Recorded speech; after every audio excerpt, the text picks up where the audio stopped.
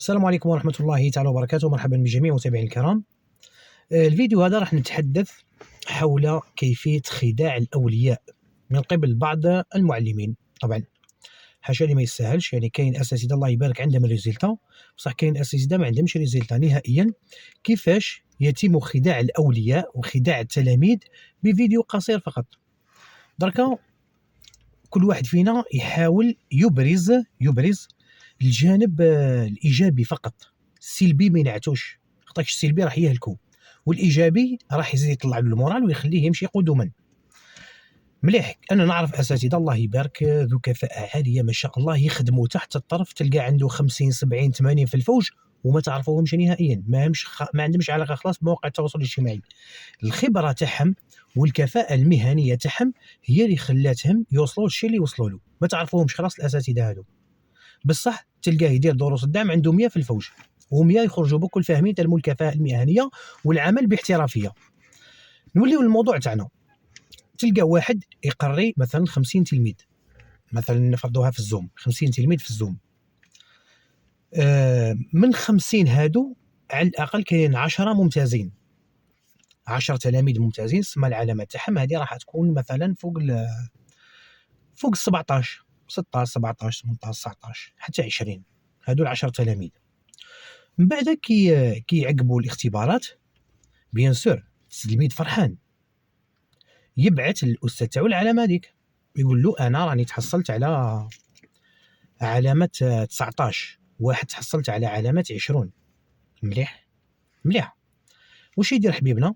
يروح يهز العلامات ال10 هذوك، مالغريا وقري في 50 تلميذه، سما 40 تلميذه مهردوها يعني لا. تبعوا معايا مليح. يهز ال10 علامات يدير بهم فيديو، شوفوا تلاميذي واش قاعدين يجيبوا، باللي هام قاعدين يجيبوا 19 و20. درك احنا كون نهزوا 10 ممتازين و40 تلميذ نوع متوسط ولا جيد، تلقى ما جابوش خلاص المعدل هذوك 40 تلميذ، ولا كان جابوا 10 11. بصح هذوك ما ينعتهم لكمش، هذوك ما يديرش عليهم فيديو، هو يدير فيديو على التلاميذ الممتازين اللي جابوا 18 و19 و20، ومن بعد يحطوا في مواقع التواصل الاجتماعي، ومن بعد يقولوا شوفوا تلاميذي قداه جابوا اللي يقراو عندي. قاعدين تفهموها؟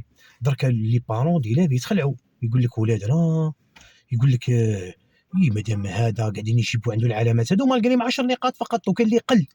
كاين فيديوهات تلقاو فيهم قل من 10 نقاط، قل من 10 تلاميذ، يعني قل من 10 نقاط، يعني 7 تلاميذ تلقاو يقري 50 وخمسه ولا 6 اللي جابوا علامات يعني كما نقولوا ممتازه، ما يحط لكمش العلامات الضعيفه.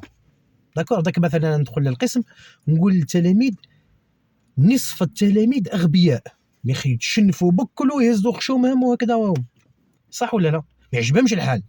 بصح كون ندخل القسم نقول نفس التلاميذ، نصف التلاميذ اذكياء، نص تاعهم اذكياء، بكل يعجبهم الحال، صح ولا لا؟ مالغري العبارتين عندهم نفس المعنى. لذلك لي بارون ديالنا تولوا الساعه قبل ما تقريو ولادكم شوفوا لي ريزلتا تاع التلاميذ الاخرين. داكور، داك ما تروحش تكب على وجهك وتخدع طبعا بالفيديوهات هذه. الاستاذ اللي يعود قوي ومتمكن من الماده يقول لكم والله ما تعرفوه، اقسم بالله ما تعرفوش نهائيا، قليل هكذا تسمع عليه باللي الاستاذ هذاك وعنده ريزلتا. بصح كاين البعض يغطي على الضعف تاعو بالعلامات، بانا استاذ رئيسي، بانا استاذ مكون، انا صحت 15 سنه في البيام، انا خلقت، واحد يتحدث كانه خلق الرياضيات، واحد يتحدث كانه خلق العلوم، مالغري والله ما عندهم ريزلتا. اقسم بالله قله قليله اللي عنده ريزلتا في امتحان شهاده التعليم المتوسط. لذلك الكلام تاعي موجه للاولياء، حذري من هذا النوع من الخداع، لانه راح تهلك ولدك، سيرتو تلاميذ السنه الرابعه متوسط اللي عندهم بيام، راح تهلك ولدك، والعام الجاي يجيب لك اصفار في السنه الاولى ثانوي. ولا كان حابين تصدقوني، ولا كان حابين تزيدوا تتاكدوا، روحوا سقسيو التلاميذ تاع السنه الاولى ثانوي، درك تشوفوا المستوى الحقيقي تاعهم. كاين السيد يجيب 20 ولا يجيب 4. علاه؟ من بلبل من كيما نقولوا الخداع، هذا الخداع التسويقي. كاين عباد عندهم خداع في خداع كيفيه استقطاب التلاميذ. التلميذ ما يجيبوش، درك واحد يدير لك حصتين في الاسبوع زوم، هي حصتين في الاسبوع، تقول لك واش استفاد؟ المعلومات اللي هزهم لك واش هي؟ ولا كان معلومات سطحيه ومن بعد يروح للاختبار يلقى كما نقولوا التمارين تاع الصح. بيان سور ولدك هنا يجيب 4، ولدك ماهوش محيط بجميع الافكار، بيان سور يجيب 3 و4 و5، بيان سور ما يجيبلكش المعدل، بيان سور يكره الماده لانه دا فيها نقطه ضعيفه.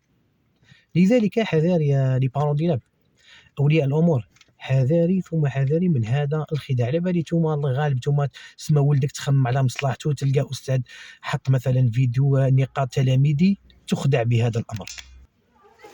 وكاين تلاميذ يحضروا دورات المراجعه بيتصوروا مع الاساتذه وما همهمش يعني يروحوا يتعلموا الى اخره. هادو ثاني بربي ان شاء الله راح ندير لهم فيديوهات ونفهموكم طريقه التربيه واش قاعد يصرى.